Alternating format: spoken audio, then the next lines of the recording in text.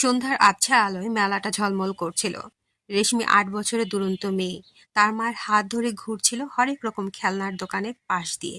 তার চোখ আটকে গেল একটা অদ্ভুত দোকানে।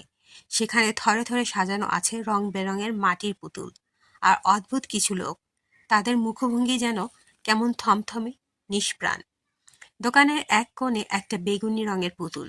সেটার চোখ দুটো যেন জীবন্ত। রেশমির মনে হলো পুতুলটা তাকে ইশারা করছে। দোকানের দোকানি, যার মুখটা যেন শত বছরের পুরনো গাছের ছালের মতো কুঁচকানো, সে অদ্ভুত হাসি হাসল। রেশমির মা যখন অন্যদিকে দেখছিলেন, ঠিক তখনই একটা হলুদ লোমের প্রাণী কোথা থেকে এসে রেশমির হাত ধরে পুতুলের দোকানের দিকে টানতে লাগলো। রেশমির মা যখনই হাত ধরে টানলেন, রেশমির গায়ের রং ফ্যাকাশে হয়ে যেতে লাগলো, যেন তার শরীর থেকে সব রক্ত শুষে নিচ্ছে কেউ। সে দেখল দোকানের হাতে ধরা একটা কাঠের ঘোড়া হঠাৎ নড়ে উঠল।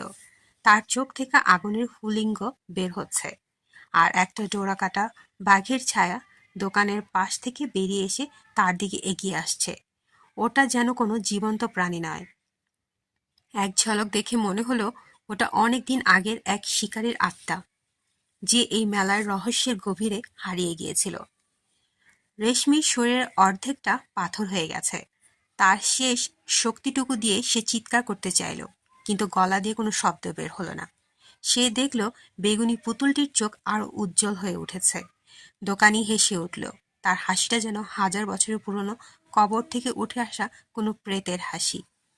রেশমির চোখ দুটো ধীরে ধীরে নিষ্প্রাণ হয়ে গেল। এখন রেশমিও সেই দোকানের একটি পুতুল হয়ে ঝুলে আছে। তার মুখটা ফ্যাকাশে, চোখ দুটো শূন্য।